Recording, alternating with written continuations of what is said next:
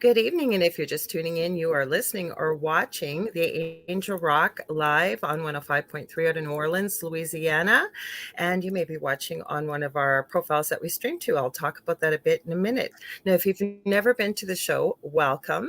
I'm your host, Lorilei Potvin. I'm a Canadian clairvoyant medium, crystal Reiki energy healer, Akashic Records practitioner, spiritual teacher, and mentor, and I'm also a registered nurse. I want to remind you also, you guys will see my face here with my co-host again this coming Thursday, same time, 6 to 8 p.m. Eastern Standard Time, with the thing at the foot of the bed with my, like I said, my co-host David Hansel. We got Zachman here already. Welcome. So if you want to join the conversation like Zachman is, please head over to either our Facebook page or YouTube channel under the name of UFO Paranormal Radio Network.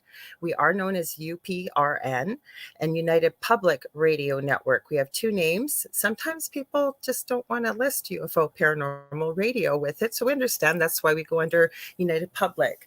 Again, I have great guests on the show all the time. They come from all walks of life and from whatever they're doing, either personally or extracurricularly. They're making a positive change for humanity, and they cover all aspects of the esoteric, I say, the spiritual side of things, the paranormal side of things, a bit of truth seeking thrown in, as well as the power of the mind, who we are as powerful individuals, and the power of positive thinking.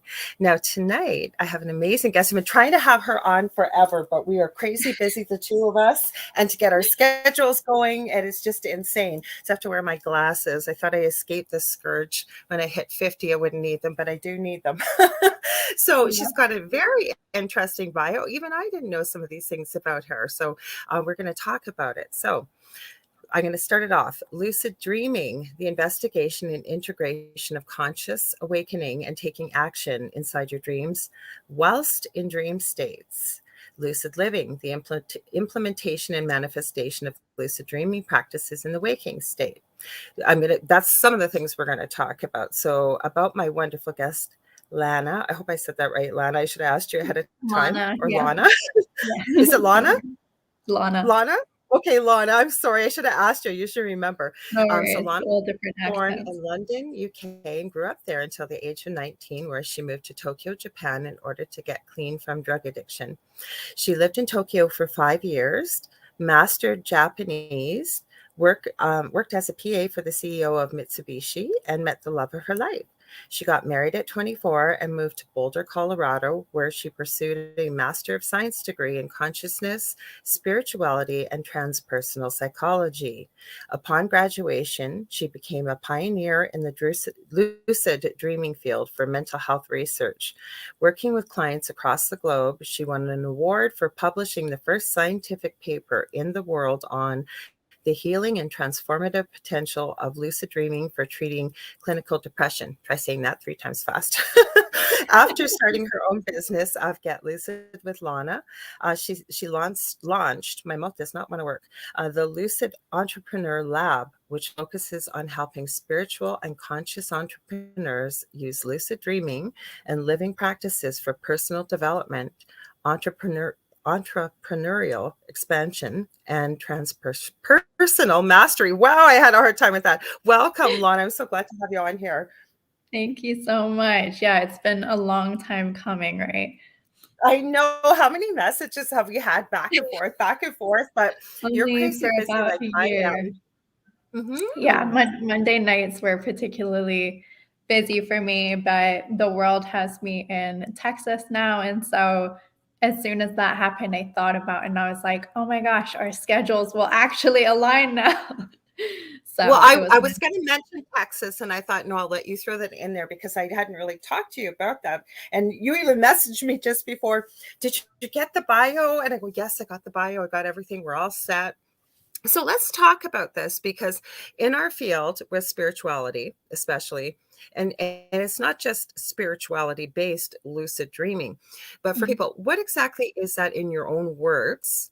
Sort of why Mm. did you get into it? And what's the difference between astral travel and lucid dreaming? Pick whatever one you want to start with, maybe at the beginning, whatever you want to do. What got you Yeah. into this? Well, I had my first lucid dream when I was about 4 years old, and Mhm. it's actually pretty common for children. Like, a lot of children will have lucid dreams, I think, just because they are much more open to the dream space. They sleep for longer. They're in They that live in the creative. now. They live Yeah, in the now. They're totally. not weighed Right, under by all this disbelief. right. They just put things for what they are, right?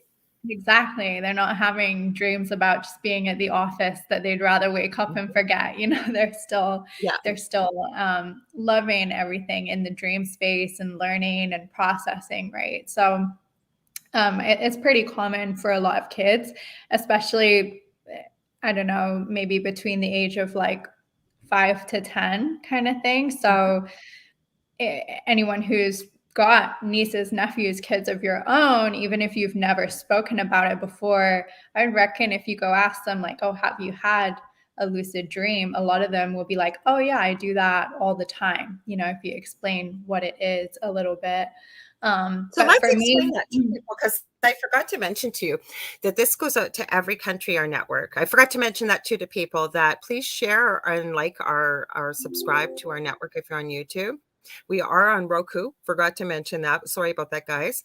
Um, if you do want to find the channel on Roku, you go to sign into your Roku account. You're going to go to Roku TV, I believe, and it's the channel section, and you're going to search for UFO space P as in paranormal. I don't have the channel code for you, and you'll be able to watch on Roku TV. Sorry about that. I wanted to throw that in there. no, yeah, definitely. I want to see it on Roku too.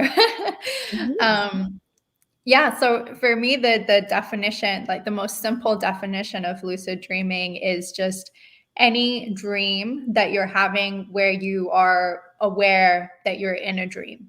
It could be for a couple of seconds where you're like, oh, my grandma who passed away is here. Like, I must be dreaming right now. Then maybe you just go off into your regular dream again. Or it can be a really in depth lucid dream where you realize you're dreaming and then spend a long time just really consciously narrating the dream and changing things and doing things inside the dream. But in the simplest terms, it's just any dream where you recognize you are dreaming. So it's not just like a really vivid dream that was really clear when you woke up. It's not that. It's a dream where inside of your dream that you are in a dream. You're conscious that that's what's happening. That's where I So, was going with this, was to say it's not just people from the spiritual side of right. things that would see this, but you explained it beautifully because anybody could recognize this. Okay, I got a question for you. So, Yeah. because it isn't always out there how clear what lucid dream is. Mhm. I have a general idea, obviously, astral travel. But so you said it's a dream where you know that you're dreaming, and like you said, it could just be for a few seconds and what. So, what would you make of this very quickly? And not challenging you, I'm genuinely curious. Yeah. So, I've met many people, myself included, that actually how I got on my spiritual journey is because of extreme paranormal activity in a previous home. But it started Mm. with a dream after I had watched The Secret. I was with my first husband, and it was about 16 years ago. I remember it like it Mhm. was 10 minutes ago. It was so real, the Yeah. colors, everything. So, what would that sort of clip still, I guess, fall under that? Or what would that just be, a really clear dream that I knew I was there? I was very cognizant. I didn't control it in any way, but I can tell Right. you that I didn't say to myself during the dream, "Oh, I'm in a dream." Yeah. You So see what I'm then it's saying? just a very vivid dream, or it might be like, it depends on the dream. Like, some people It was term them as prophetic. like paranormal dreams or prophetic dreams, It was precognitive dreams. prophetic. Everything I Yeah. was told, the entity that was, it was a tree in my yard, in my front yard. The Yeah. entity that was looking like a man told me its Yeah. name, told me what kind of entity it was, spelt its Yeah. name for me. In the Yeah. dream, I told it to leave. I can't say Yeah. what I said on on radio, what I said. And then it tried to tempt me with anything behind my wildest dreams if I agreed to follow it. And again, Wow. I told it absolutely no freaking way. And so Uh-huh. it started laughing at me and mocking me. And then I called on Archangel Michael. So I knew in the dream that that's what I needed to do. And I Mm, can't even describe the colors. And I woke up mhm. in a sweat, shaking and Yeah, crying. But everything yeah. afterwards that he had told me, I found in books, word for Mm, word. I didn't even know this name. That's why I was asking mm, you. I thought I got to ask the yeah. expert here. Yeah, So, no, that sounds like a very profound prophetic dream, and mhm. I I think there's an importance to both levels of it, right? Like there are some dreams that I'm really glad I wasn't lucid because I really just wanted Yeah. to be in that space and receive and download. And so I think lucid dreams are useful for kind of going like re-entering a dream again or finding more Mhm. information, or for example, if you wanted to like go back to that dream, re-enter it, and ask something else, then you might want to induce Yes, a my lucid partner's dream. very good at that. Oh, So, cool. what I wanna ask you, I'm really excited because I have a gazillion questions, and I wasn't gonna take up Okay, your time off air because 'cause I'm sure other people have them. Yes, he can do that. He can go back in a cool. dream, but he says he Mhm. trained himself how to do that, but I know there's some, like you said, children that are naturally adept at this. So, is this Mhm. part of what you do? Like, do you train people? How do you do this? I'll stop Yeah. talking, you go ahead. No. Yeah, exactly. My main, full time job, I guess you call it, but my career path is helping people induce lucid dreams and figuring out the easiest method for them to do that, and helping them create a plan of what they want to do in the lucid dream space, so that because for some people it is hard to have a lucid dream and it doesn't come naturally to them, right? And so when they have the experience, it's all well and good being like, oh my gosh, yeah, I'm dreaming, it's happening. And then a lot of people are just like, now what do I do? And then they just wake up because they didn't have that, plan in place of, okay, like this is really what I want to explore or do, or any of that. So I really help people both induce lucid dreams themselves so that they can go take a nap and have one, or go to bed and have one, and then also put together a really clear plan of like techniques they can use in the dream space so that they can achieve what they want to achieve, whether it's something that's like self-development based, or a spiritual practice they want to try, or an inquisition, or they want to, maybe they just want to fly around and eat cake, that's all good stuff also. So But I yeah, it's really stopped you. I stopped you, and I'm sorry in my excitement, and that's my fault. I apologize. You had said, no, okay, because I'm curious what got you into this, and I was the yeah, one that led you astray. So you said you had your first dream, you lucid dream around 4. So how did yes. you get where you are now? Sorry, that's my fault. Hi, Michelle in Australia. Thank We got you. No, Debbie. yeah, that's a Hi. lot of things to talk about. So yeah, I had it when I was 4. I was having nightmares. Like every single Oh, night, I was having these kind of Disney villain nightmares where I was like in a forest and there was these like scary kind of characters there. And I remember that one of the nights I was just like, I don't want to have a nightmare anymore. That feeling where you've had one and it's really intense and you're going to bed the next day or something. You're just like, oh man, I don't want to go to sleep and experience that. And I'd been watching like a cartoon TV show uh, before, when I got home from school, or whatever it was. And so I was like, all right, tonight, if I have a nightmare, what I'm going to do is I'm just going to push the button. It was like this yeah, logo. yeah, The the show I watched was called CITV. It was like a cartoon kind of channel. yeah. And I was like, okay, I'm just going to see the CITV button, push it, and everything will turn into cartoon and I'll be fine. And that was Okay. just like a simple plan I made, like my own kid version plan. And that night, sure enough, like nightmare type Disney villain character appears. I'm in this like dark forest. And I was like, nope, not tonight. And I just see the button appear like right in front of me. Wow. And I Okay. slammed it and everything turned into cartoon. And so then I was like, oh my gosh. And I realized I could change it. I knew I was dreaming, and I could like shrink down characters really small and make them different shapes and change the trees and the lights and all of that stuff. And so then I just had this awesome experience where I wasn't scared anymore. And obviously, when I was 4 years old, I didn't know that's what a lucid dream was. But that was just something I continued to do throughout growing up. And then it wasn't until I think I was, maybe 15, 16, kind of aging us now, but the internet was invented, right? Yeah. Yeah.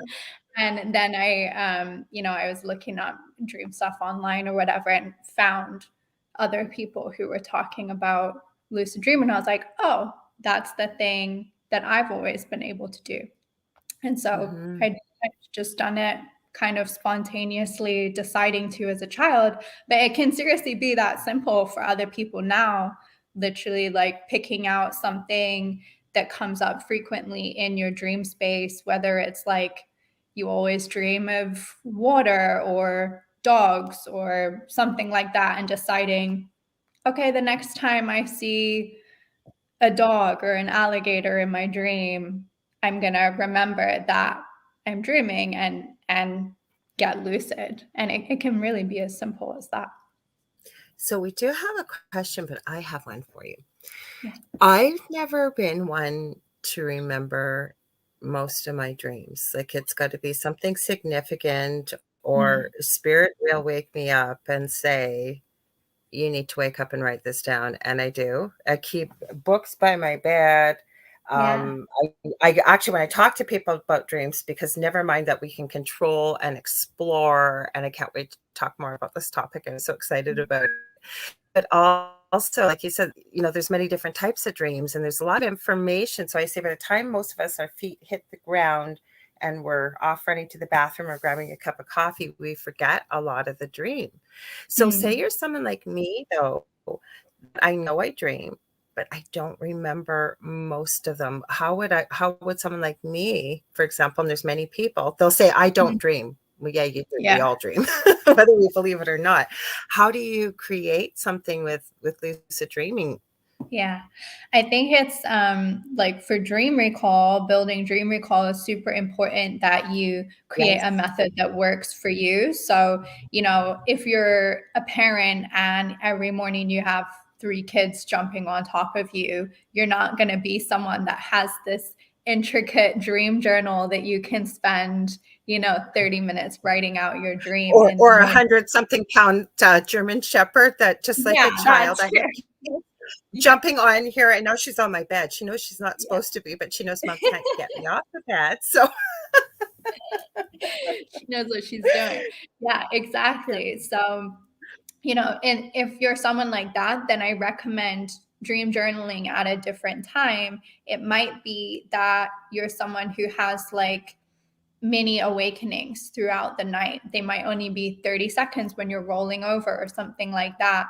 But then maybe you're someone who benefits from using like a voice recorder instead, where just during a 10-20 second period in the night, you can roll over, hit record, and just say, like, uh, you know, in my high school, speaking with my mom, feeling really excited about blah, blah, blah, blah, right? And you just kind of speak out a mini snippet of what the dream is. That's one way to build dream recall, doing that in the middle of the night or 10 seconds in the morning, or, bullet pointing something, making it simple for you. So, one of the methods I use is called CEEO, which stands for characters, emotions, environments, and observations. And if you can just track all 4 of them, are great. If you can only even do one, you can build a lucid dreaming practice from that. So say this week you're like, I'm just going to track the environments. And then every morning or in the middle of the night, you made it your mission to be like, let me bullet point as many environments as possible. And so in the morning, you just got to take 5 seconds to be like, high school, childhood home, bathroom, fiance in the office with the fiance or whatever it is, any place that you find yourself in the dream space and you start working on that, then your brain really gets into that mode of like, oh, we've just got to remember this piece. And it's not as overwhelming as like, oh, I need to write out this entire narrative, because sometimes dreams don't even work like that.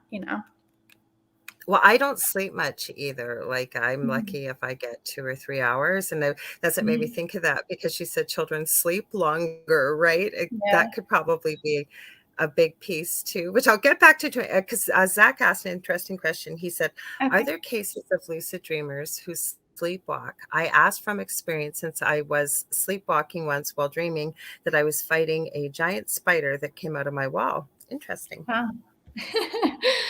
So I don't know that that would have been a lucid dream unless Yeah. you were aware that you were lucid That you dreaming. wanted the spider there and you wanted to practice your boxing and you were aware that you were awake and you were creating this, right? Totally. But I think in general, the lucid dream state is usually in a pretty deep REM state. So usually it's when you've already gone into, sleep paralysis, or in the morning when you're still in sleep paralysis and you're pretty deep in there. It's a lot of people think like, oh, because you're doing something, you're probably in this like really light stage of sleep where you're like about to wake up any moment, but it's usually not in that space. Usually when you're in like a deep, lengthy stage of REM sleep. So I would imagine in most cases, lucid dreamers aren't moving. But you can see your eyes moving, which is a lot of why in the REM sleep, when your eyes move left and right. And that's one way that researchers have been able to communicate with lucid dreamers, by asking them a question and getting them to move their eyes left and right if they can hear the question come through. Yeah. But other than that, I think you're pretty paralyzed. Yeah. Well, I have seen cases, it's rare because we have this innate structure, whatever you want to call it, but when we're dreaming, that we are paralyzed, so that we don't act out fighting a spider coming out of the wall and jumping out your window or something, thinking you're going into the hole to go fight the spider, right? Right. There are some people that I've seen with research that there's a dysfunction, but that's very dangerous, but it's very, very, very, very rare. But you're right, Yeah. you are paralyzed, so that you don't act out these dreams. Yeah, you definitely wouldn't want to be lucid and not paralyzed, because I mean, especially a lot of people, their first lucid dreams, they want to try flying and things like that you can't do in the normal waking state. So then, yeah, we could have people, jumping out their windows and stuff. Well, I don't yeah. think it would be a Well, good even combination. sleepwalkers are Yeah. dangerous when they're, I mean, I can't tell you, well, I don't have to tell you. I mean, with the study that you've done and the field that you work in, but the things people have done sleepwalking, it's amazing that they're still able to wake up the next morning sometimes and tell people, or, don't remember what they did. And I think we see more of it now with those cameras, security cameras in homes. A lot of people didn't even know, I've seen that they sleepwalked and then they saw on their cameras, right? Right. Yeah. I followed a couple of accounts like that, where they're out in the kitchen and they're eating stuff and doing all of this stuff. Cooking, and some of Yeah. them are hilarious. And the person that had the dream is posting it, but and they're going out the front yard, or I can't tell you how many ones I've seen where people are gaining all this weight and they're exercising like crazy and they're super strict with their diet and can't figure out, why am I putting weight on? And then they find out exactly what you said, right? During the night, getting up, cooking this massive 10-course meal and devouring it and cleaning up the dishes in the kitchen. So no clue that they were doing that during the night. No, yeah, it's amazing what you're able to do. But yeah, I'm very thankful that I don't have that problem, especially as I love eating in a lot of my lucid dreams. So yeah, our fridge would be empty every morning for sure. I'm going to tell Michelle. I wish, well, that might be something we might be able to get into. So, Michelle, she's a good friend of the show. She supports us. And she said, I remember a dream from when I was around 3 years old. Mhm. Had a merry-go-round in my room, carousel with a lot of fog, no idea what it meant. But that's not what Mhm. really lucid dreaming is. Is it? Like, we're not getting into necessarily dream interpretation, or are we? Because it's more Well, what we want to lucid create, dreams, right? yeah, they're definitely a great place to do that deep dream interpretation. So, most people, when they have a lucid dream, they either want to go into inquisition, like asking a question, or they want to take action with something. But lucid dreams are amazing for taking you know, an old dream and re-entering it to find out like what did this mean, or a repeating dream theme, something like that. Like if you were having consistent dreams of merry-go-rounds, or where you're in that kind of foggy environment, so getting lucid in the dream and literally speaking out to the dream, like, what does this fog represent? What does the merry-go-round represent for me? And being shown an answer or receiving an answer for that. So our dreams are just like a deep conscious, well, unconscious all the way to super conscious process of our lives and the collective, I believe. So they're, the key to a lot of things going on within us that we don't always pay attention to or process in the waking state. And they can be super powerful for entering into a lucid dream and really asking a question like that. Why does this person always show up in my dream? What do they represent? What does this environment really mean to me? All of those kinds of things are great for using as a kind of crux to induce a lucid dream, so to speak. I'm glad you said that, because I've had her name is Delphi Ellis. She was over from the UK, but she have you heard of her before?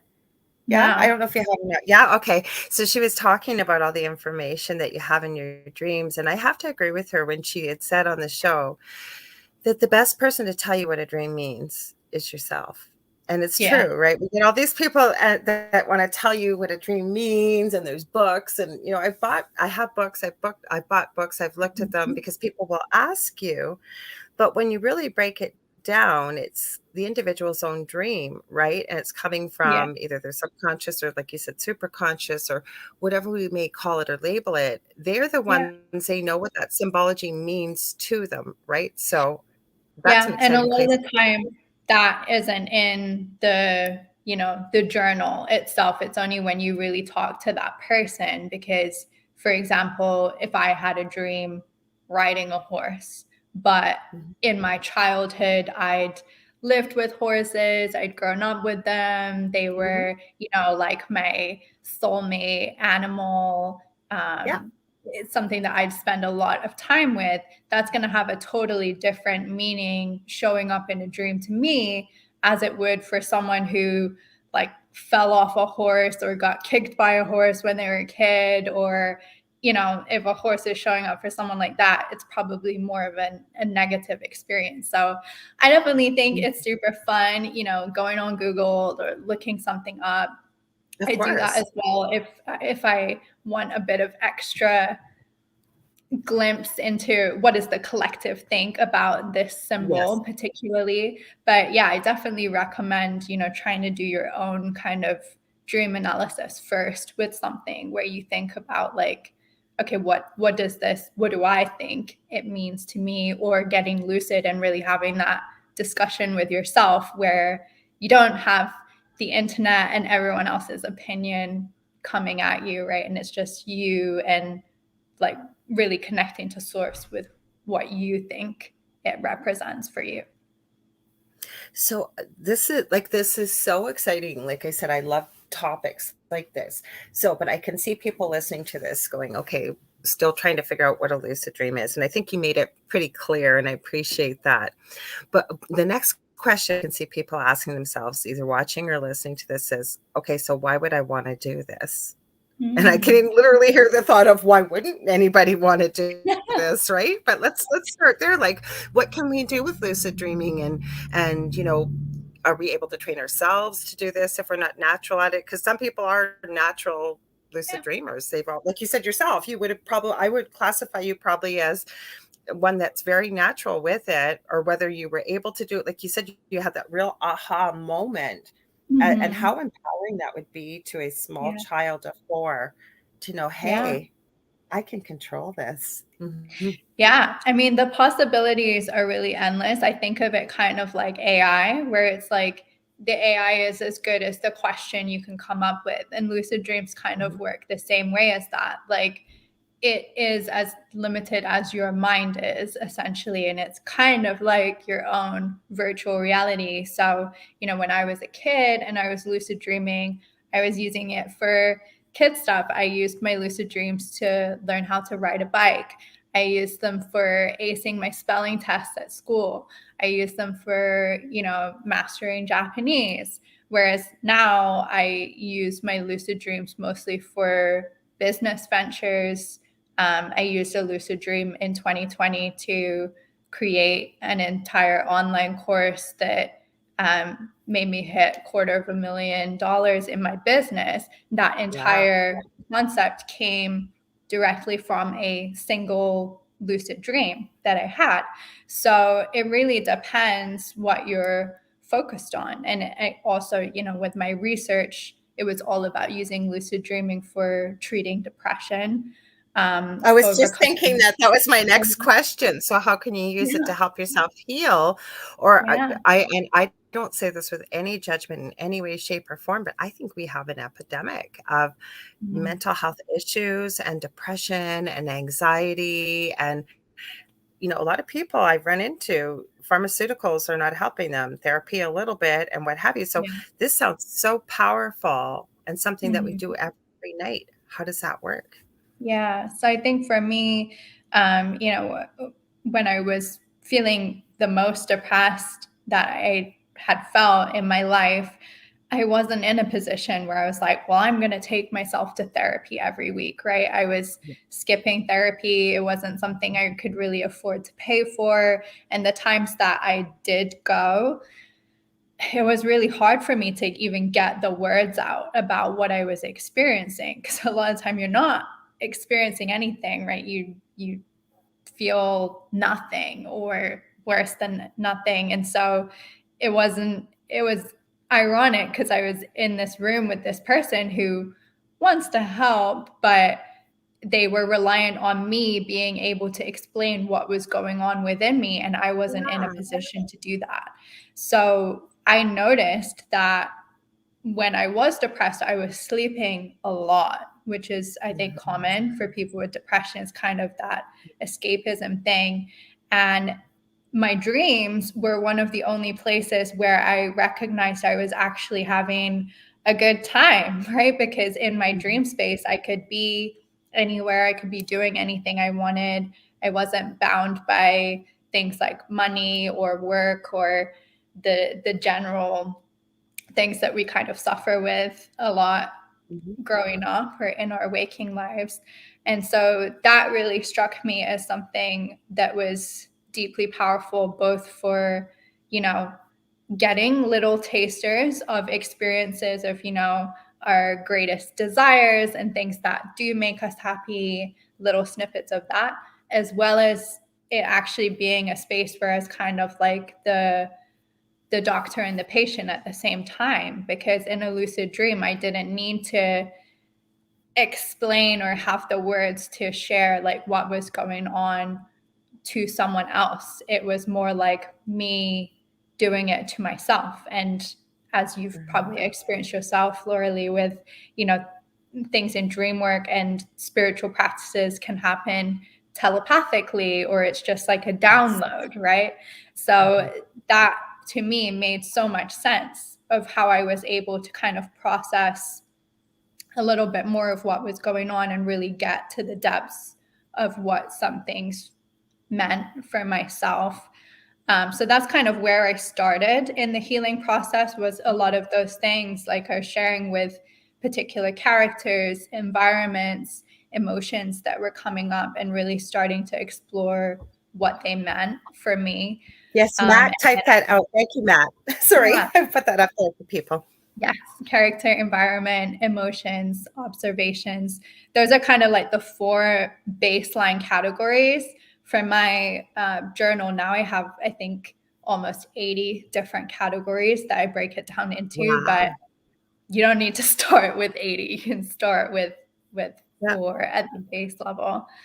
But exploring some of those, seeing what those things meant, and then, yeah, I really felt passionate about, well, this is helping me so much. Like, does this process work for other people as well? Which is why I started conducting my research, and I put out a little survey online asking people about if they'd had experiences with lucid dreams for that helped their mental health. And within the first 24 hours of putting that out, I had over 100 responses from like 30 different Wow. countries in the world.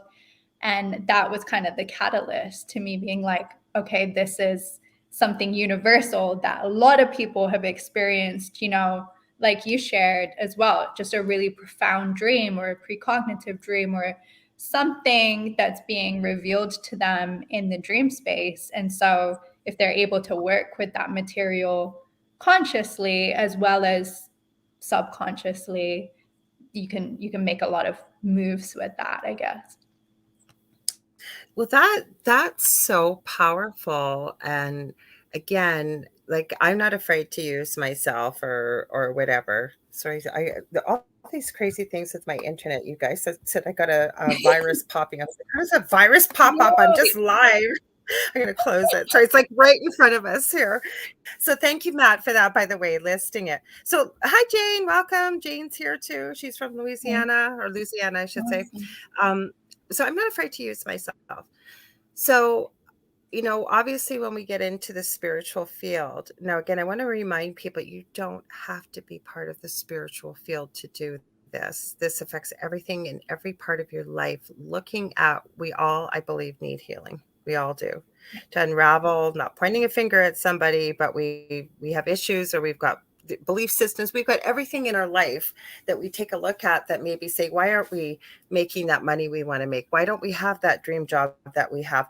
Why are we not maybe, people will think, well, I've met lots of people with readings and stuff that why am I not meeting that right person? Why am I not whatever it is, right? Mm-hmm. So I think we need healing. I think that we could always look at these types of things and look at it, something you do every night. You'll hear people say, well, we sleep for 8 hours a night. I wish to God I could just work during that 8 hours. So here we are, right? And why are we not taught to do this? Because imagine if every human being was aware of this as a young child, that we could Yeah. create and do what we need to do, explore. And the reason why I mention this is because I'm still looking at this. I'm still work in progress, obviously, as we all are. But I do know one of my things is I think I have a fear of success. So what if we use that Mm-hmm. somebody like myself that sleeps very little, doesn't always remember their dreams, Mm-hmm. and I've got other things working and figuring it out with the manifesting the whole bit, but I'm still not at that point. And I'm not asking to make a bajillion dollars. Would I be Yep. open to it? Of course. I just want to be financially free and be able to pay what I want to pay Mm-hmm. or go on a trip or, anything extra I would probably Yeah. give away or an animal rescue sanctuary or something. Yeah. Yeah. No, yeah, I think that's why part of why I created the Lucid Entrepreneur Lab. It's not just for entrepreneurs, but I term lucid entrepreneurship as anyone who wants to bring something new into creation. It could I be love it. relationship, could be with your finances, could be self-development, spiritual practice, whatever it is. Health, Um, right? Health, weight Health, loss, everything. exactly. Yep. Mhm. Yeah. And so I think it is a powerful state to go into in the dream space because during the day, there's a lot going on, right? Oh, Like yeah. from laundry, husbands, spouses, kids, work, commercial, just the whole thing. It's never ending, right? It's just a never ending list of things we've got to do and keep track of. And so our dreams are, as I experienced when I was depressed, is that one space where you don't have commercials playing at you. You don't have someone else You telling hope you, not. you hope not. I hope not. Yeah, it's one of the only ones left. So Yeah. being out there, but there's not someone else saying, "Oh, you should do this. You should do this." It's just you and what I call God, right? Like connecting to that source within you Me from too. ideally a higher place where you're really looking into like what is going on for me right now. And a lot of the people I work with who want to, be financially free or just to be happy again, to have something that they wake up to being like, I'm excited for today, right? It comes from within. It doesn't come from looking at what someone else is doing and saying, oh, they're making Yes. money, they're doing this thing, I'm going to try that. It has to be from within you, and it comes from both ends of the spectrum. There's some entrepreneurs I work with who are on paper very successful, run multiple businesses, they've got the money in the bank, but Yeah. they didn't set up the dream in the way that they want to live the dream. They're then tied into this thing that they're like, well, now I spend all my time working on this, being on sales calls or whatever, and that's not what I wanted to be doing. Or they're the other end of the spectrum. They're like, I don't know what the dream is. I really want to figure out what it is I want to do that's going to get me to wake up and feel motivated and excited and on top of the world every day. But I don't Have it know all. where to begin. And the Have it dream all space is in their mind. for both of that. Yeah. Wherever you are on the spectrum, it's like it's a book of your life, right? Your dream journal is the best book you can ever read because it contains everything from your like deepest fears, anxieties, things way back from your childhood that maybe you didn't have the time or energy to process or capacity to look at. Or I didn't know, want to unpack, maybe. yeah, and As I that's call it, the taking case the for cork off me. the genie's bottle. Yeah, yeah, and it's hard, right? Because you go through the school system or whatever it is, and then you got to just pick a job and go for it or whatever. But like, there's a ton of stuff that unfortunately our society is not built in this way, where they're like, we want to really help you do this well, because we're trained to not do that. But if you do it, you show up in a totally different way, and then you can go into the future projections and kind of the lucid dream is great for that as well, like getting a little bit of a taste of what is to come and really experiencing, if you're someone who's like, well, maybe I want to be an artist that lives in a 50th floor skyscraper apartment in New York, and I paint and look out my window and do all this.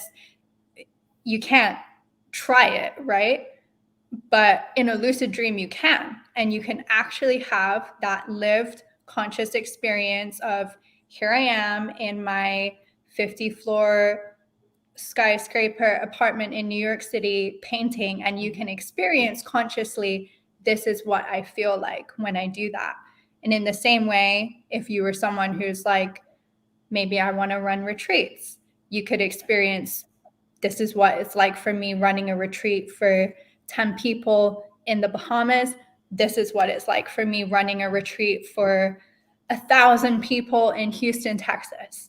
Whatever it is, you get a little bit of a conscious taste. And so then you wake up and like, oh my God, that felt incredible. That's what I want to do. Or, oh my gosh, that was total nightmare. I definitely don't want to be doing something where I'm in front of 1,000 people during the day. Does that make sense? It does, but okay, so then something else popped in my mind. So Yeah. say you try something that you've never tried before, but you've always dreamed that maybe it'd be something you like. How do you know how to craft and create that in the dream state? Do we access the collective experience by pulling in that, and you know what I'm saying? Like, because if you've never done it, how do you know you're going to do it well in that experience? Like you said, oh my God, no, I don't want to stand in front of 1,000 people. But did we create it the way that it's really going to look like in real life? Does that make Right. sense what I'm saying? Like, Yeah. how do you No, know? that's a great question. So for me, usually a dream comes as a series. So if I'm practicing something in a lucid dream, I usually don't just do it in one dream. I'll usually do it Gotcha. over a series of dreams so that in the same way that you would in the waking state, right? Like maybe you practice a speech one time and it doesn't Mhm. go perfect. You would rather do it like 10 times and then you get a good feel of like, okay, this really, you know, is for me, or I still totally suck. This is not my skill set at all. So it might be over a series, but I do think we just have an innate thing within us of when we have a deeply conscious experience, we get that feeling of either like, I'm kind of buzzing from this, or it's not really what I thought the experience was going to I have be. so many questions. Like I'm thinking, like, have maybe we done this in a past life that, there's that men. Well, really thinking about it, Yeah. because in the dream state, the way I believe about dreams, maybe I'm wrong, but we can do and create and whatever we want can happen in a Yeah. dream state. And maybe Yeah. we've never done it in real life, but we could create what we believe it might look like, what it might feel like, and how, what try it on for size for is what I'm saying. But how do we know that we're creating it the way it would look like in real life? So to me, that's what was going through my mind. Like, maybe I always get Mhm. these crazy thoughts, like my mind's going a million miles an hour here, thinking, okay, did we maybe do it in a previous lifetime? Is that, or are we pulling for, we know there's the collective consciousness or universal Yeah. consciousness? Are we pulling maybe from somebody's experience so that we know that the experience we're creating in the lucid Yeah. dream is, it's not going to Right. maybe necessarily look identical, but we're going to know what it feels like, is what I'm saying. Yeah. Well, Mhm. that's where dream work gets insane, right? Because Yeah. and this is maybe taking a tangent, but I've also had dreams where it's like I'm a old Chinese man and I'm having this Yeah. experience where I'm like sitting on a park bench in this like Beijing market doing Yeah. something that's like a completely different timeline of my life, but I full on have Yeah. like a wife and kids and family and like all of this stuff. And so what does that mean? Right? Like, is that truly something that I'm Savoring practicing, or is that, previous times, happy, yeah, peaceful times. Like I said, we can all come up with things, right? But the only person that yeah, really know is you, yeah. what that So means. yeah, I think it's a great question. And I don't claim to be like, I know the definite answer of like, that's absolutely what it I is. respect that. I respect that Yeah, rather than I somebody don't. saying, and the other thing I like that you said, not that I would ever say to somebody on my show, I always say I'd like to treat my guests like they were a guest in my home, and I leave it up to my listeners to decide. But the fact that you put that questionnaire out there, because how many times have we seen this? This is a pet peeve of mine. Maybe there's a message Mhm. in it. When somebody does something, say weight loss. Yeah. I'm not trying to lose weight right now, but I've always had to watch my weight, okay? And I will see people out there saying, "Well, if I can do it, you can do it. Anybody can do it." That is such a load of crap. Yeah. Everybody is an individual, and just because it worked for you, hey, I celebrate you. I'm happy for you, but I'm a completely different person than you, right down to Yeah. my physiology and biochemistry, to where I live, for example. Yeah. So the fact that you had, 30 different countries and over 100 responses, I think that that's a pretty good sampling from around the In world the to say, first like, just hey, the there's first something to 24 hours that this. was as well. So it's like it was insane to me to see how much of a global experience it was, which is what made me really excited about it. And part Mhm. of the reason I love working with people with their dreams is because I'm nothing to do with it. I can't be like, here's Yeah. my blueprint of what I did in my lucid dream and Yeah. then you go do it. Like obviously I can share some of my own personal experiences, but like Mhm. your dreams are going to do what your dreams are going to do. That's all Mhm. connected to you. I'm not going into your dreaming mind whilst you sleep and we do a session and then I hop in there and I'm orchestrating the whole thing, that Thank maybe in God. the future that will be Conditions something. and Minority Report. Right? But it's Yeah. you and you. Like I said, you're the doctor and the patient at the same time. You're the teacher and the student, which I think is so cool, so empowering for someone to do, because it's like, and a lot of my students will say things like this where they're like, I feel like I'm cheating because they're an artist and they have a lucid dream and they see the masterpiece that they want to create, right? Okay. But it's just there for them, and then they wake up and they have it, or they came up with an idea or an invention and they wake up and they're like, but was that me? Like, I isn't that It's cheating? kind of Because like what then, I asked you. Like, where did yeah, it come from, right? Like, right, you know what I get it. Like, I hope the yeah, listeners get it too. It's like, yeah, where did it come from? And then basically, it's like you reach up into the ethers of where you had that dream and you pull it down and bring it into reality. right, right. And it happens while you sleep. It's like manifestation whilst you sleep, and I think it's so Exactly. cool. I do not know how it works or why it works that way or any of that, but I think it's just one of those deep experiences that we all have access to, and we all have to sleep. Hmm. Fair, some of us less than others, some of us True. much more than others, but you can't get Mhm. away from it. Like, you will die if you don't sleep. So you may as Absolutely. well use that time to Sure. your own benefit. You either have a powerful dream or whatever dreams that you're having, and you wake up and you use them to benefit you, or Okay. don't do anything with them, and then nothing Well, changes. that's true too, I guess. Like, I don't know. Like, I've seen other people talk about this, and I like the way you're talking about this, in the fact that it doesn't sound like you've got this rubber stamp that you're putting out there. You're going to do steps 1 through 10, and this is going to why you're going to do it, and this way you're going to do it, or marketing it, if you will, that make the most of. And I think I even actually alluded to it earlier, was Mhm. that you're sleeping. Like, there are people out there that will say, "Why do I have to sleep? Like, it's a wasted 8 times," not realizing like you said, you can die if you don't sleep. Never Yeah. mind the restorative properties. We need to sleep as human beings. But Mhm. I guess it's kind of like multitasking. But like I said, the way I've seen it marketed is, it almost sounds like you're running a marathon in your sleep. That, like, you're just running nonstop 24 hours a day. You never get a rest. And I don't feel No. that way with what you're Yeah. sharing here. I really Hmm. like that you said that as well, because, some of my most potent, profound lucid dreams have been when I was in the depths of running my business. Hmm. I was burning out, I was tired, and I would induce a lucid dream. And some of my favorites have been lucid dreams where I was Hmm. like in the middle of the ocean, laying on top of a whale, like with the sun beaming down on Okay. me, and just feeling like the waves and this ocean water and just ecstasy running through my body. And it was just pure rest, rejuvenation, conscious relaxation. Lucid dreams don't have to be like, I've got 8 additional hours tonight to be proactive and like work on this. Like, for sure, that can be part of it, but it can also just Mhm. be like deep healing, deep relaxation.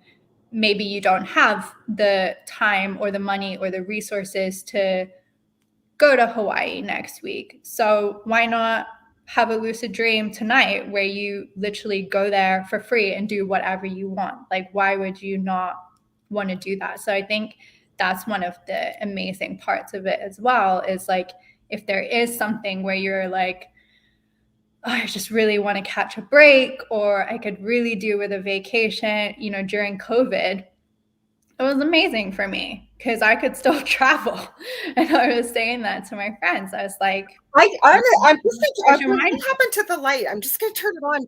Oh, I'm go. right here. So, yeah, exactly. Like, that would have been a perfect time for people to really look into stuff like lucid dreaming during COVID. I didn't Yeah. notice any difference in COVID. Not that I was being, I wasn't being insensitive, but with Mhm. hurting my back and having, I don't always get out. But so I've created a life, if you will, to remain active and do what I'm Mhm. more busy now than when I was working full time as a community living, visiting nurse, teaching a nursing course I developed, and then working still casual in the NICU.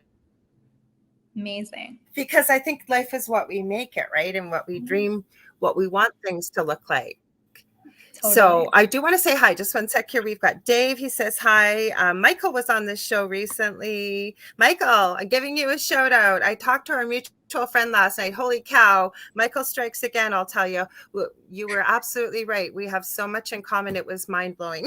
I had to throw that out there. So Yay. he says, Michelle says, have your cake and dream about it too. I like that. That's great. Michael says, maybe when you are in a dream state, our filter becomes wider. That's an interesting question. So, or Mm. comment, what do you think? Yeah, I totally agree. I think for me, it's like that space where, and you mentioned it, Lorilei, where we're connected to maybe the collective consciousness. Yeah. One of the interesting things for me was um, dreams with the deceased, lucid dreams with the deceased. So I had a Oh, let's series talk of about that, dreams. please. Let's Yeah, talk about that for a minute. Yeah. I had a really potent lucid dream when my nana passed. I didn't know that she had passed. She was getting sick. She was in the UK. I was here in the US.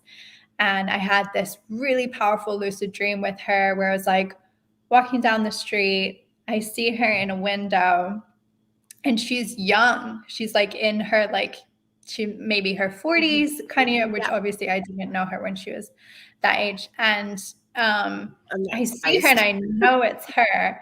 And I'm Mhm. like, oh my gosh. And I open up the window, run inside into the apartment. And I know we're in a lucid dream because she wouldn't be there. And so I'm saying to her, I'm like, Nana, let's like talk about some cool stuff, or let's like we could go flying, we could do something like that. Yeah. And she starts saying to me, no, I just want to make you a sandwich, I'm going to make you a cup of tea, like you sit down, I'm doing this. And I have no control over her whatsoever, which I think is a common misconception of lucid dreams, where it's like you're in control of absolutely everything. I think it's more of a co-creation. Again, don't know how that works. Okay. But she's running around this little kitchenette. She's making me a sandwich, making me a cup of tea. And she just keeps saying, it's so good not to be in any pain anymore. It's so good to be able to just walk around and do whatever I want. Like, this is all I want to do. I just want us to spend time together. And it's so good to not be in pain anymore. She keeps saying this. And basically, that was kind of the dream. I share it like in depth. I made like a 30-minute YouTube video about it. But Ah. I wake up from that lucid dream, and it was just like a really good feeling, right? Because I was with my nana and I hadn't seen her for a little while. And then I get a call at 2 p.m. coming through from my dad. Can see it on my phone. And I look at my husband because I told him about the lucid dream I had that morning. And I was like, I reckon she passed. And that's why she was in my dream space. And I answered the call. My dad told me she passed Sorry. about around that time. I mean, she was into her like almost 90. She had a great life. But Mhm.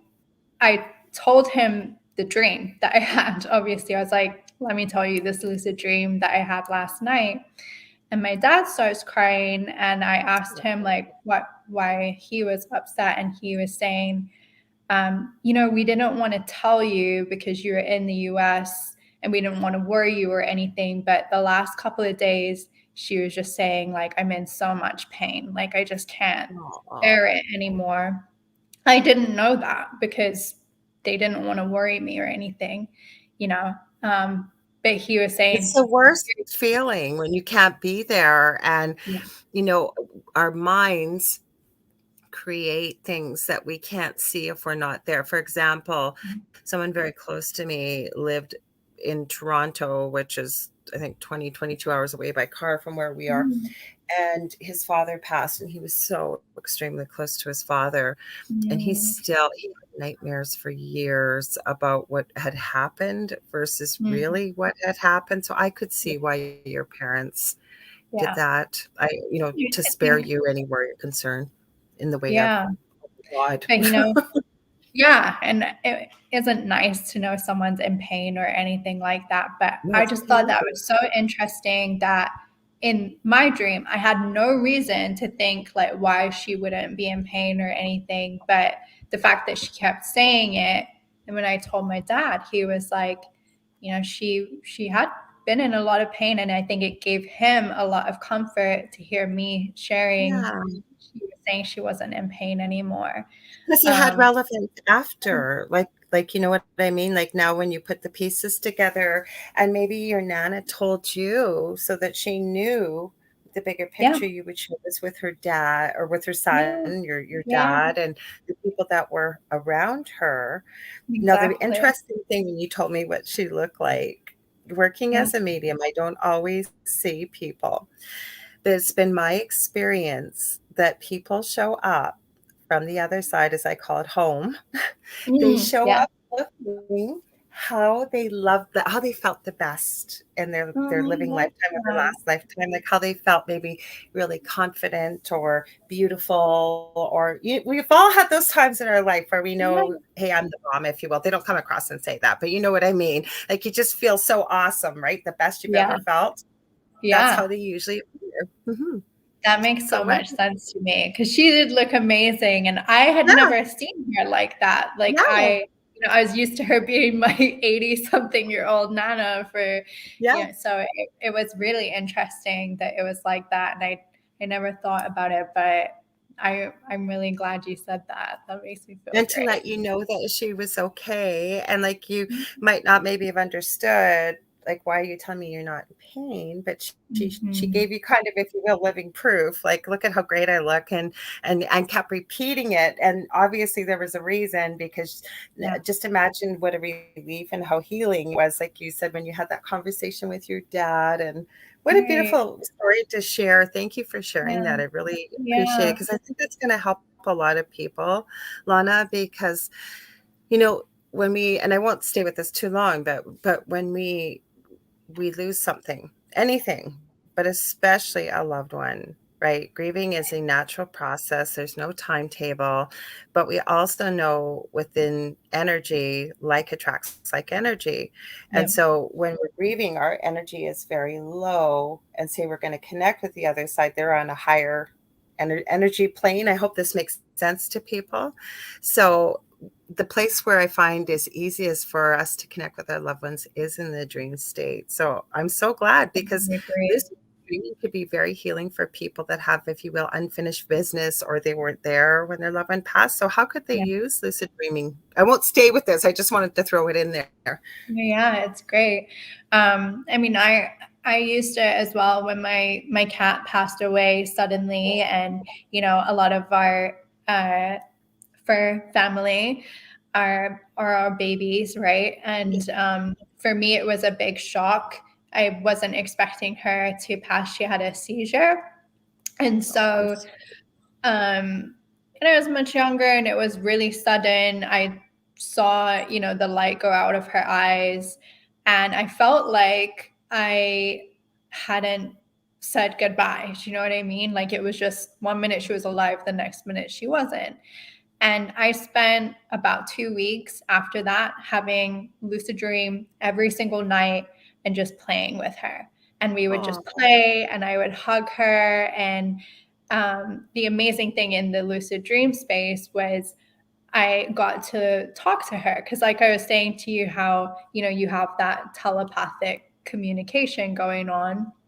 And there was some really funny stories shared between us where I was asking her, like, so what was your favorite day that we had together? Which was a oh, question I obviously never got to ask my cat in the yeah. normal waking state. And she would tell me about these experiences that we had that were things that I had never thought of before that. Right. So I found that really interesting where it was like, able to gain information that, or like access to a memory that I didn't have before that dream. So I thought that was interesting. And I feel like that was a really great way to grieve, where after maybe 2 weeks of having those dreams with her, I had that moment in my lucid dream space where I was like, okay, we spent time together, we were happy together, I'm ready to let you go, but you're welcome to be with me anytime in this space. And I could fully let it go, and process the entire experience. And sometimes she'll still show up in my dream space now, which is always Mhm. nice. But I do think, especially in the West, it's not, we don't have that deep relationship with like the Mm-mm. proper way to grieve or how to process it, or we're not really supposed to talk about it all that much, or we kind of just shove Or it people think down. there's a timetable, like, and I don't think people are naturally trying to be insensitive. I've No. worked a lot in palliative care, and I'm very, very passionate about end of life care, Mhm. um, about grieving, and when you'll hear people say, "Well, it's been so many years, like, don't you think you should be over it?" And again, I don't think people are coming from a state of being mean about it. They just don't understand it, that grief is a natural process, but it's individual for everybody. And Mhm. sometimes you never ever really ever get over. It's almost the grief. It's like a new type of normal starts to grow around. I seen this really great illustration of it. Looked like a ball of just squiggly energy, if you will, that they Mm. represented the grief. And then as time went on, they called it a new state of normal, started growing around it. But there was Mhm. always that space there, Yeah. because you just gave me Yeah. a great idea, and I have to thank you. Like I said, I've been sharing Okay. more and more about myself. I never hid things, but it just didn't come up. But I have my kitty who has decided to keep marking on my son with severe autism, his bed. Every time he leaves, she goes and leaves a little mark on there. And I've been thinking, how am I going to get through to you? My eldest other son does communicate with animals Ah, and may be able to go there. And I'm thinking, do I need to find an animal communicator? You just gave me a great idea, that I'm wondering if we could meet in the dream space. And this just doesn't yes. apply to the cat. How do we co-create with others? Like, how do I ask my cat, if you will, or maybe it's another individual, Yeah. somebody listening, how do we meet up in the dream space? Yeah. Yeah. There's lots of different techniques. For me, one that works really well is doors, because it gives our brain a chance to kind of tune in and process. So literally as simple as standing in front of a door, like wherever you are in the dream. And a lot of times we're in buildings or places, right? Or if you're not by a door, you can just turn around. But it's like the door kind of gives your mind, It's just setting I the don't know, it works intention then well. that that's gonna Yeah. happen. Yeah. Standing in front of the door and saying, like, when I open this door, this person will be behind it, or my cat will be behind Okay, it, or whatever.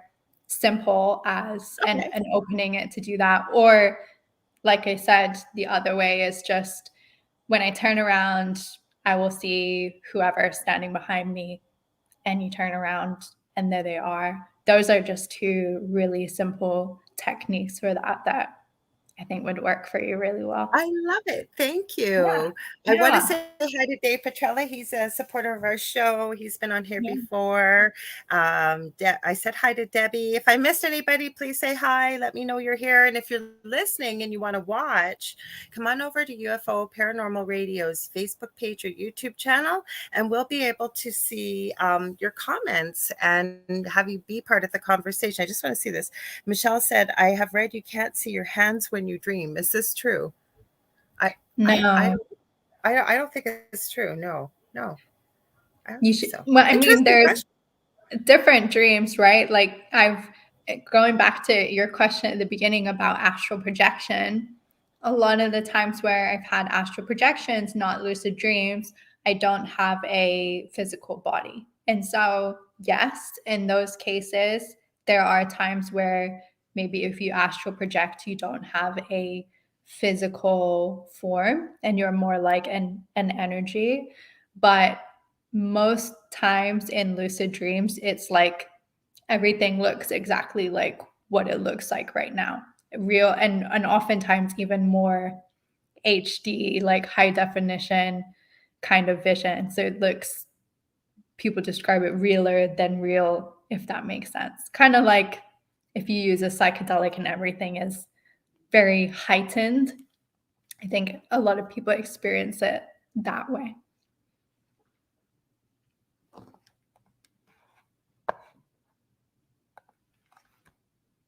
Oh, oh no. It's Lorilei frozen.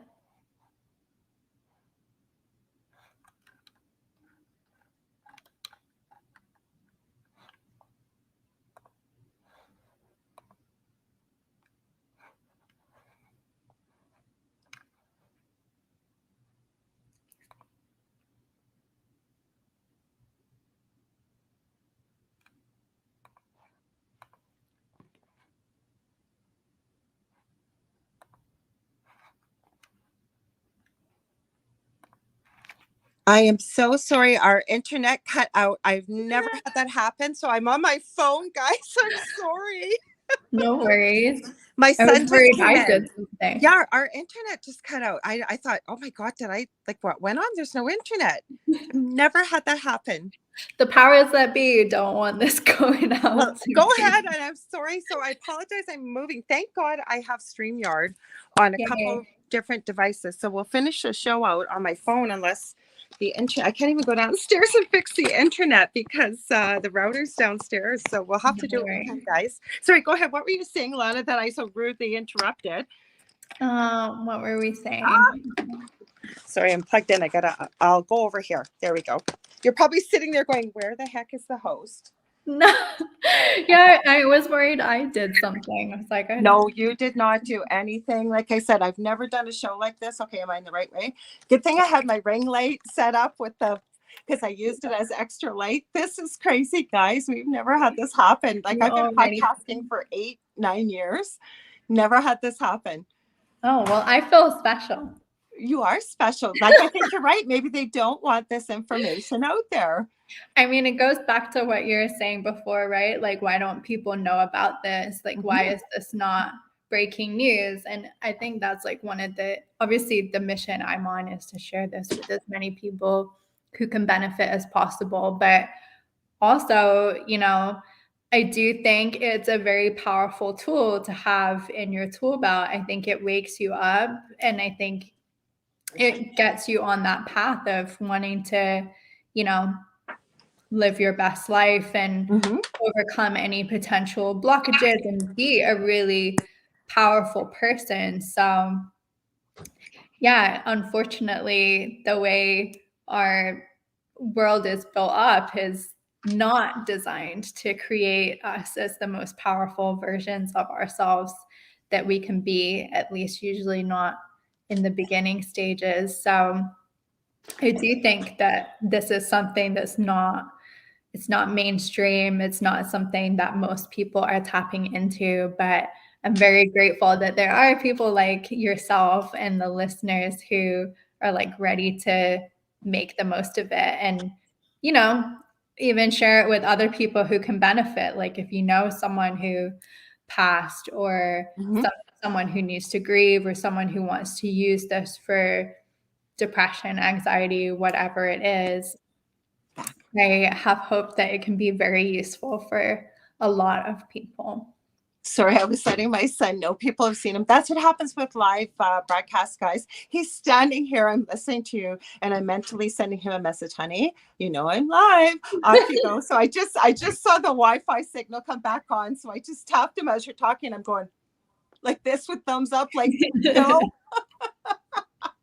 That's what happens when you're a mom and a pet mom. And my son's going to be 25 in March. Most people know him. He usually doesn't come in, but he's got severe autism. So the internet is his whole world.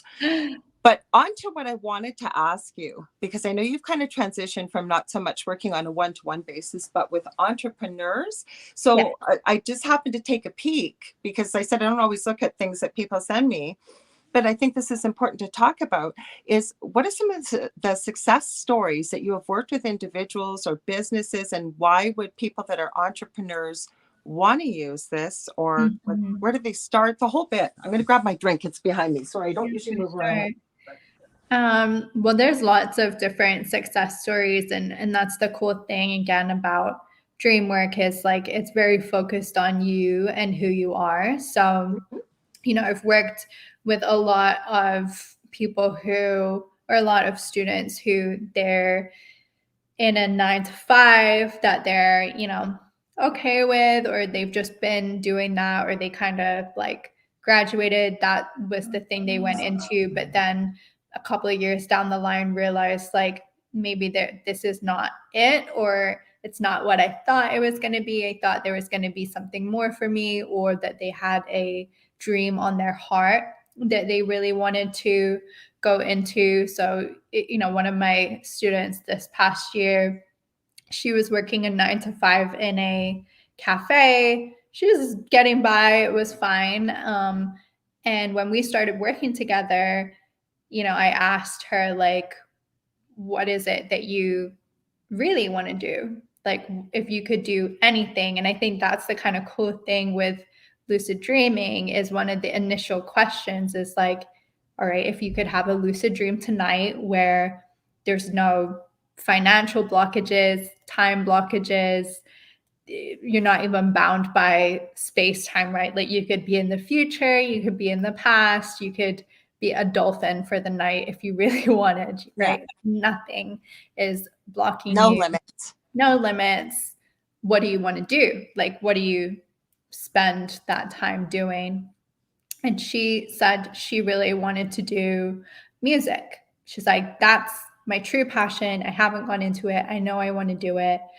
And so we started talking about why she hadn't. And there was a lot of things in connection to, family and needing to heal and confidence and all these kinds of things. And so we used her lucid dream space a lot for that, for like really resolving a lot of those things that she felt was kind of compacting her inwards. Fast forward to today, she's booked her first tour. She's been given $10,000 grant to like record her first music video. She's putting together an album. She's gone full time as a musician, as an artist. So, and that's all happened within the span of under a year, which is insane. I think it's like a complete. I can see why you've gone to this, because like working with entrepreneurs and, not just necessarily say spiritual wise, but as I always call it lovingly, but jokingly, we'll have people on that say aren't doing what you're doing full time. They're doing it part time, but that's their passion. They come on the show, they talk about, maybe it's a book, right? But I always jokingly say, and their muggle job is, meaning they're doing what they do to pay the bills. It doesn't mean that they necessarily like it, but where I find that this would be so huge, and we all run into people like this regardless of walk of life, they know that what they love to do, say we'll take the musician for example, many excuses for and many valid reasons why they felt they couldn't do this full time. But I meet so many people that say, how will I know when's the right time to lose the muggle job, jump in with both feet, and know that I'm going to be able to cover, say, my bills and what have you, right? Thanks, Yeah. Michelle. Take care. She's heading out I think it's morning over there in Australia. I think it's Tuesday morning. So she usually listens to the show when she's getting ready for work. So thanks, Michelle. Yeah, exactly. And the great part about it is you kind of get to do some of that process whilst you're sleeping, right? And so if you were writing a book is a great example. If you're writing a book or you want to write a book, to do that in the waking state, you need to put aside time. And maybe you put aside an hour a day, maybe it's 30 minutes a day alongside your muggle job. I love that term. So I can't take credit for it's from Harry Potter. Well, Yes, Muggle is, not Muggle have Job. that time, but maybe some of that time is like you just got writer's block for the 30 minutes, and maybe it's like that for a week straight. If you're doing that work in the lucid dream state, firstly, there's different parts of your brain communicating whilst you're in a lucid dream than to when you're awake. And that's where the term like sleep on it comes from, because you're much more likely to find a solution. You're in an altered state of consciousness. So your brain is acting differently, which is why if you take a problem and then you sleep on it, you dream on it, you often find a solution because you can see things differently. But that way, rather than spending months and months putting together a book proposal, maybe you have a single dream where you come up with the entire sphere of what the book is like, and then you wake up and you already have it. So it really saves you a lot of time, a lot of energy. And if you're an entrepreneur, you want to be a startup entrepreneur, you can use that extra time while you're sleeping to have those downloads, and then you've just got it ready to go, which is the same thing that happened to me with my business in 2020, where I really wanted to know, what's the next steps I needed to take? How do I put together this course? And in a single dream, had the download come through, saw everything completely lined up for me, finished product. And so I woke up and just reverse engineered the whole thing. Now you know why people sometimes feel like they're cheating, right? Yeah, right, exactly. Yeah. But, it works that way. And so rather than spending 6 months trying to find here and there a little bit of spare time to put together a book or a course or whatever it is, why would you not just have that solid time whilst you sleep to see the full flourished product, so to say, in creation? And then that way, when you wake up, you've already seen it, you've already tasted it, so you can just put it together. You have given me, oh my God, my mind is going in a million different directions because you've talked about so many things that I have like all these irons in the fire. But I often say there's not enough. I often wish there was 48 hours in a 24-hour period, because I'm writing 3 books. I'm working on a course with a friend that she's been trying to get a hold of me, and I've been so busy. She has much more time. And there's so many things you have just said here that I could say that I could see using this. And I'm just mentioning this off the top of my head right now. Yeah. So imagine what people could look like. Like where I'm even thinking is people that, like you said, your spelling tests, like you aced your school, like you use it for schooling. You're a professional athlete. You've got a competition coming up. Not even a professional athlete, anything, right? You could use this for anything. Anything that's rehearsal, right? So like for me, when I did speeches, like I was doing speeches at conference when I published my research. I was a terrible speaker. I'd never been on. I can't see that. Seriously, and I was very, very introverted, and so I was like, well, I would love to practice this, but it's different practicing, just reading it to yourself versus being on a stage, being in front of people doing it. So I did it in my lucid dreams. Walk out on stage, people there, read it through. And then I'd done that multiple times before going to do it on stage. So it was like I'd done it, and the same neural connections were being made in my brain as if I had actually done that day. And so your lucid dream is not just a visualization of it happening. The same connections are being made as if you had actually done that. And so in the same way, can be used for skill enhancement, can be used if you want to overcome a fear of something, like scared of spiders. Well, you could try touching a spider whilst you're awake, or would you rather try touching a spider when you know it's a dream spider, and if you get freaked out, you can just, click your fingers and it's gone?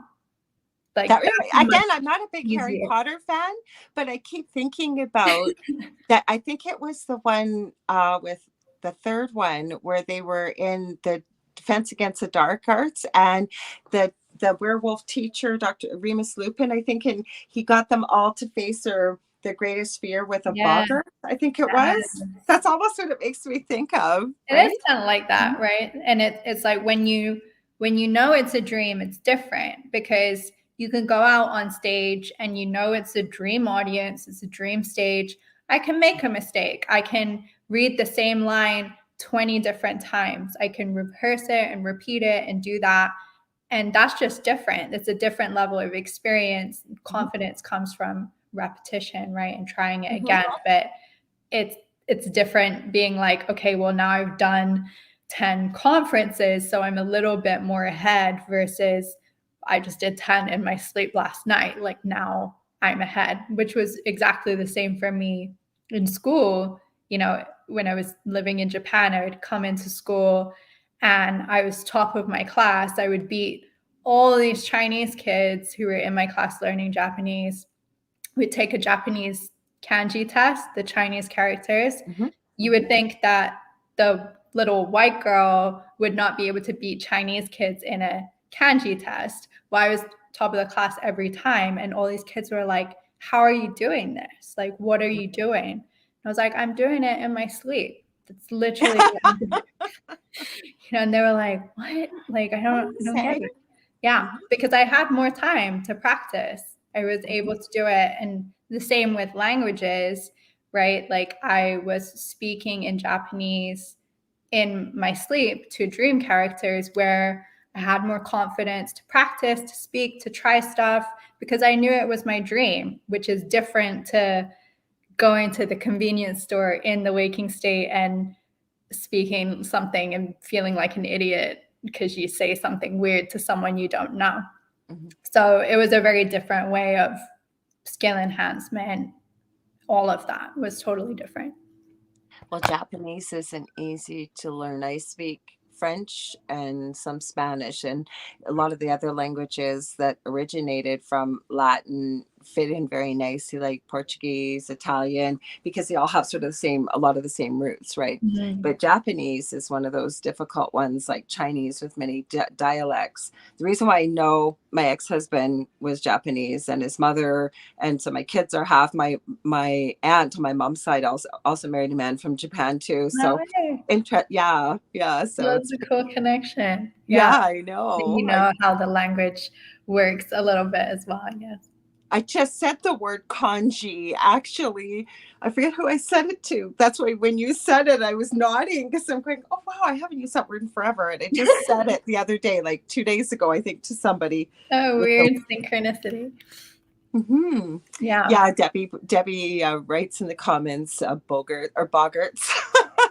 She said, I love the Harry Potter movies so much. Well, I have to say, I'm trying not to get off topic here, but very quickly, that I think it's like most things with a movie. The movies, if you haven't read the book, are amazing. But once you read the book that they're based on, yeah, I know they have to leave a lot out, but the books are amazing. I'm a big fan of them. I went to the Harry Potter world when I went back to the UK just before COVID, and it was epic. I loved it. Oh my goodness. Okay, so that's a place I would love to go in my dream state. Like I am so fascinated by this stuff because I never have believed, just because I may not remember my dreams, that I don't have them. Because like I said, I do have spirit wake me up.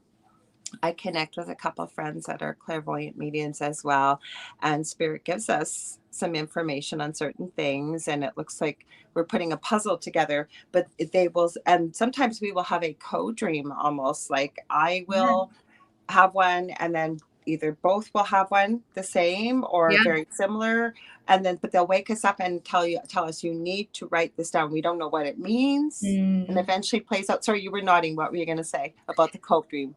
Yeah, shared dreams it's another like phenomenon that, again, like I don't claim to know exactly how it works, but it's one of those things that is experienced by so many people, where it's just like this is clearly something that we have access to that we don't really talk about, or we don't really say, you know, to people. Like, it can be weird to say to people like, well, I had this dream, and my friend had this dream as well, and we were both in there at the same place, received the same information. And similarly, you know, I have a lot of people who approach me and will say, I had a lucid dream, and I screenshotted a thing off Facebook recently that someone messaged me, just tagged me saying, I had a lucid dream and your business card literally printed out of a printer. He's like, are you advertising in the lucid dream space? And I was like, no, but you know, that makes sense to me that it works that way, because he was asking for someone to guide him with dream work, and clicked a button on the printer, and that's what printed out. And he was like, so I looked you up on Facebook, and this is what you do. So I'd love to, you know, work together. And I think that's incredible. Dream work should work like that, theoretically, right? Like, it does connect us to particular people. And like you were saying in your precognitive dream or prophetic dream, that, you know, you were given the name, and you know those things. And I've also had dreams like that as well. And so seemingly we do have access to more than we had before we went to sleep, right? Like, where you can have a dream, you can write it down, we can timestamp stuff and see that these things were happening at the same time with two different people.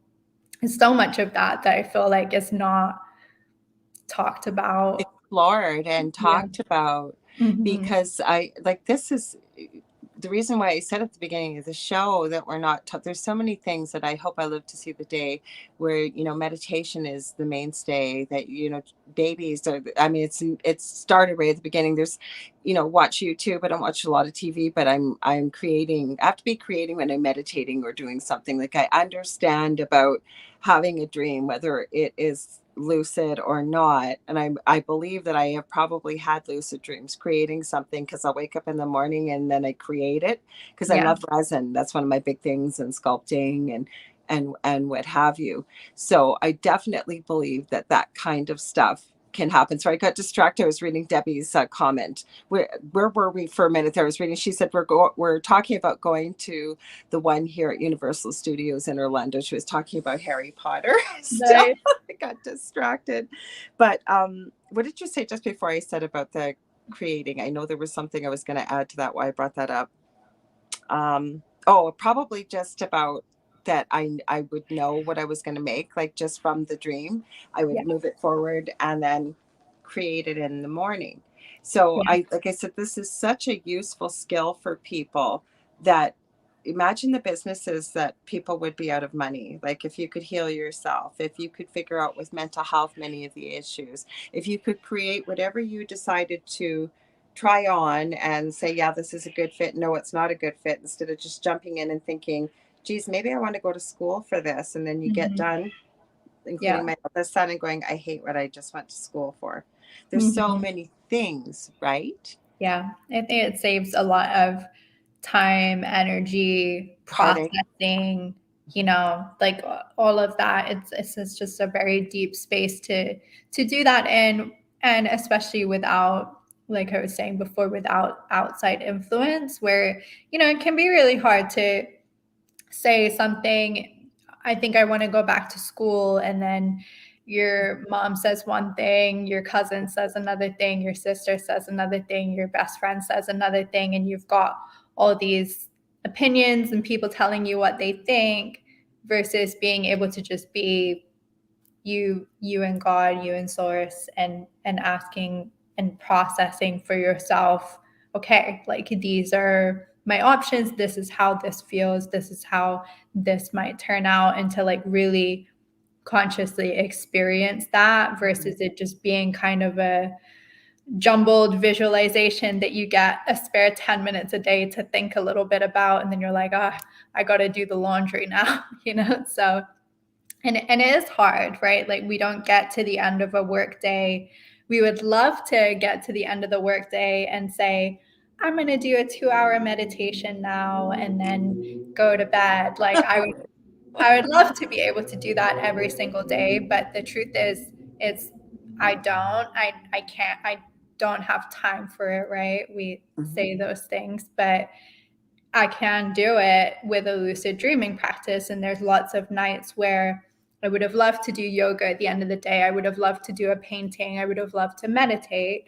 And I didn't have time after my work day and dinner and everything else. But then I can go in the dream space and do those things that I know benefits me, and I wake up with that benefit. So even if it's not for business, health, any of that, even if it's just for deep self-care and the extra time to do that deep self-care or meditation or yoga or painting, I think that's a really important place to start with it. It's like more time to have fun, more time for you, more time for self-care. We could all use a bit of that.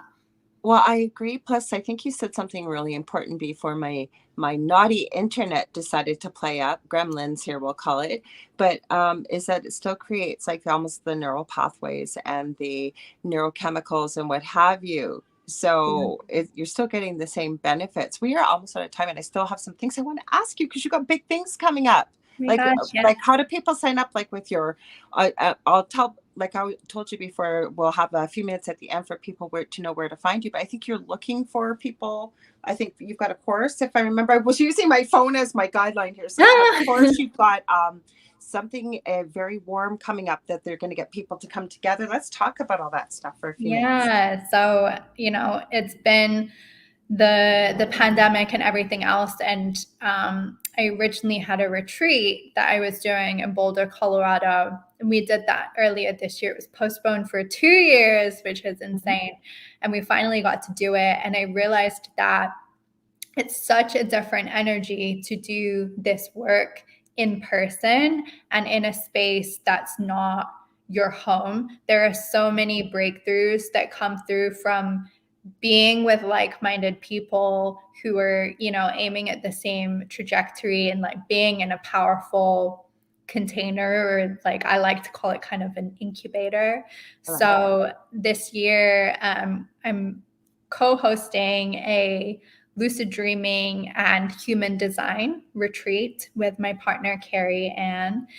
It's going to be in Hawaii, in Oahu, which is such a vortex place of itself, where, you could go there and do nothing and you would have a breakthrough, I feel like, just because of the island energy. But we wanted to create this space, this container, this incubator where people can get a week out to really do a deep dive into creating something new, like enhancing the dream, expanding the dream with human design, using their actual charts during the day, and then lucid dreaming during the night, and lots of fun and epicness in between that as well, of course, in that location. But that can be, we just launched it, so you can sign up to apply at revelation2023.com.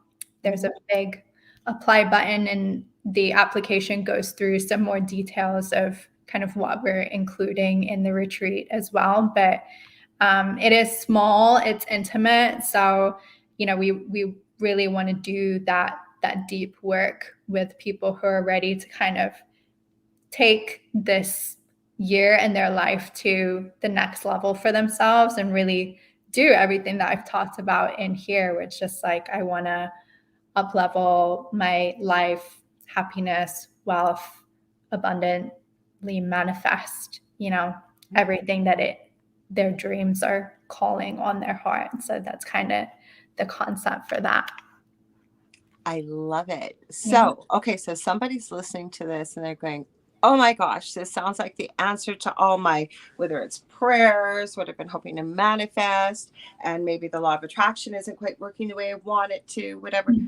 Where do they go from here? What what can you help them with, or where can you, like, I know you have your partner Carrie, that's why I smile, because I haven't connected with her yet, Oh, but yeah.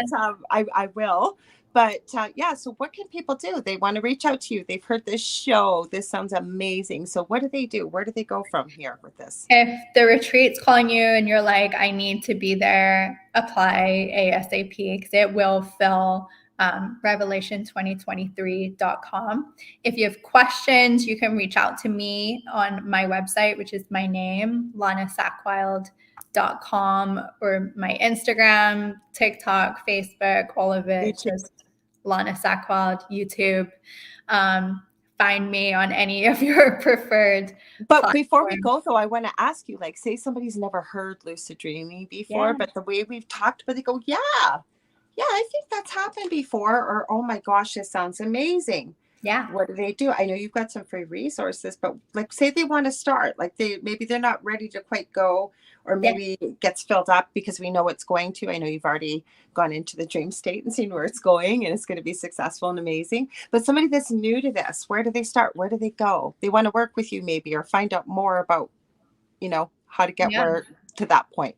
Via my website, I have a ton of free resources for like how to start up a dream journal specifically for lucid dreaming. I've got some master classes on there and things like that, where it's like you can kind of get a little bit of a taste of the experience, or you can sign up for any of the courses that I'm running at the moment. The easiest place where everything is my website, but I also just love to talk with people personally to really find out like where is the best place for you to start, because I have totally free resources to like paid masterclass. It depends kind of on your level and what you're looking for in your style. So I would say send me a message on Instagram or on Facebook. Let me know like what's your experience, what are you looking for, and that way I can maybe send you more of a personalized resource that would be helpful for where you're at. But if not, my YouTube is an abundance of here's how to set up for your first lucid dream, your journal, and all of those are free. So please go watch them. I'm so glad that you came on. I hope you come back again, because like I said, you can see there's a lot of interest. Like I said before, my naughty internet decided to act up, because Debbie said said have a great night, have to go get dinner. I think people thought, oh my God, they're gone. Like this has never happened before. That's it. But people will see this on the replay. So I hope you'll come back on again. We can talk in more in depth. And thanks for having me. Oh, I'm so glad that you came on. So you guys, I want to remind you that I will be back here. I'm holding, I don't usually start right at 10 to, I usually wait a few minutes, but I'm thinking, please internet hold out. I don't know what's going on, why it cut out. That is crazy, but it did. But I want to remind you guys, I'll be back here Thursday with David Hansel, my co-host, with the thing at the foot of the bed. Just depends what we kind of run across during the week, what kind of things we're going to talk about. I will tell you though, with all the balloony type stuff we've been seeing and what have you, we talked a bit about that last week, but I will tell you, I sent a whack of video clips to Dave to take a look at. So now if I can just find the right, video converter. I know what format you need to upload to StreamYard, but it does not like the MP4 converter that I've been using, because I'd love to share them with you. Next week, I will tell you that I'm going to read some comments that I am having a very exciting guest on as well next week. Some of you may know her, Lorian Fenton. She's a friend of mine. She works with MUFON, UFOs, all kinds of things. She's got a big conference coming up. I believe it starts on St. Patrick's Day in March up in San Diego. So we're going to be talking about all kinds of things next week on the Angel Rock, same space, same time. Michael de Blasi says, thank you. What an interesting conversation. I agree. Thank you, Lana. Thank you. Thanks, Michael. Let's remind them again where they can find you. I know some people may have just tuned back in, see if we're still live, whatever, and then I'll let them know where to find me. Yes. My website, LanaSackwild.com. For the retreat, Revelation2023.com. or on Instagram, TikTok, Facebook at Lana. Oh, you forgot TikTok. I'll have to, I think I added you, but I'm not sure. I'll have to add you if I haven't on TikTok. Yeah, go find my TikTok. I got a little bit of different content on all of my platforms. So whatever your heart desires, whether it's long format YouTube or my weird dancing TikTok minute long content with some tips. I've got a whole playlist of lucid dreaming tips and techniques on there. So if you wanted to like learn 10 of them tonight and just swipe through, I definitely recommend that. I am, because like I said, I wanted to do this for a very long time. Like I said, my partner, he can do it. I forgot to mention he has a delicious recipe on Thursdays right after me. I don't know who his guest is this week, but he's on the hour after David and I are. He's always been able to do it. Always. And then he will tell me about his dreams, and like he'll just wake up and then he'll decide, yeah, I'm going to go back in that dream again. It was very strange when I changed a few things while I was in the dream, and I want to figure out why this happened and maybe try it on a different, like he definitely is a lucid dreamer. Yeah, definitely. You should get him to awaken you. Like one of the things I use partner assisted lucidity, where if I have a lucid dream, I'll tell my husband in the dream that we're dreaming, or if he has one, he can tell me. Whisper it through. It doesn't matter if I want to hear it or not. He tells me, and I always marvel at the detail he remembers, and the like. There are some strange things. I don't mean like in a bad way, but very strange. And he'll know what it means. Like he'll know what the symbology of, like I was in high school, I was back in the desk that I used to sit in, and then I was with all my friends, but we were at this place and it was like all these rooms. Like he can just go into so much detail. Yeah. So he'll wake up. Why did you wake me up? I was in such a good dream. Oh, never mind. I'll just go right back to it. And then he does. Yeah, it's amazing how much can come out of even like a line of a dream, and the detail and the memories that are connected to it and all of that. So I'm excited for you guys to talk dreams together. I think it's such a great way to connect as a family. We have many a very intriguing conversation that most I've found through the years most couples may not have a conversation about. I've had many people say, oh God, to be a fly on the wall in your house, because I never thought we'd ever talk about fairies. Let's put it that way. And he actually believes in the little people, not leprechauns, little people. He is Métis, my partner Del, so half First Nations and actually Ukrainian. It's another nationality. And so he's really gotten into exploring and finding out more about it. So we talk about all kinds of strange stuff. Like my husband I want to thank you guys all. So what's that? Same. I'm saying my husband's in psychotherapy, so our conversation. Oh, I bet. Wow. Yeah. Yeah. Holy cow. Yeah. Have to have flies on our walls, and then they can switch walls. Exactly. Thanks so much, Lorilei. Thank you. Like I said, I'd love to have you back on. And what month is that happening? The conference in? It's in September. So it's maybe I'll have to come back on before, just to push for the next one or whatever, or come back after and share what, obviously we're not going to give anybody's details away, but share what happened and what was cool. And definitely. Sounds good. So if you ever want to get a hold of me, you guys, you can get a hold of me on facebook.com/The Angel Rock. You got a show idea, guest suggestion. I also do readings. I do energy healing work. I do some mediumship, mentorship. 2 groups on Facebook, Paranormal University. We talk about many of the spookier side of things, trying to understand and share and ask questions. And then the Angel Rocker Tribe is many for the things that we talked about tonight, the power of the mind and all kinds of things like that.